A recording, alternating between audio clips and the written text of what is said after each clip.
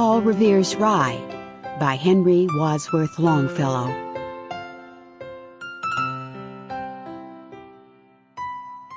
Listen, my children, and you shall hear of the midnight ride of Paul Revere on the 18th of April in 75. Hardly a man is now alive who remembers that famous day and year.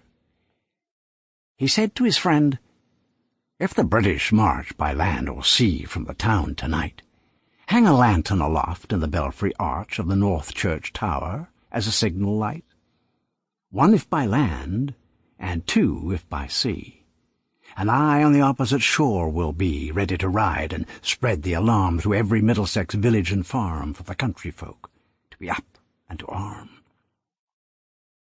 Then he said good night, and with a muffled oar silently rowed to the Charleston shore, just as the moon rose over the bay where, swinging wide at her moorings, lay the Somerset, British man-of-war, a phantom ship with each mast and spar across the moon like a prison bar, and a huge black hulk that was magnified by its own reflections in the tide.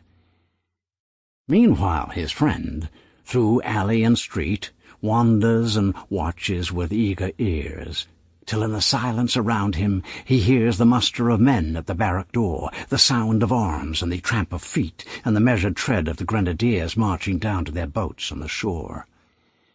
Then he climbed the tower of the old North Church, by the wooden stairs with stealthy tread, to the belfry chamber overhead, and startled the pigeons from their perch on the sombre rafters that round him made masses and moving shapes of shade by the trembling ladder, steep and tall, to the highest window on the wall, where he paused to listen and look down a moment on the roofs of the town and the moonlight flowing over all. Beneath in the churchyard lay the dead in their night encampment on the hill, wrapped in silence so deep and still that he could hear, like a sentinel's tread, the watchful night wind as it went creeping along from tent to tent, and seeming to whisper, "All is well." A moment only he feels the spell of the place and the hour, and the secret dread of the lonely belfry and the dead. For suddenly all his thoughts are bent on a shadowy something far away, where the river widens to meet the bay, a line of black that bends and floats on the rising tide like a bridge of boats. Sample complete.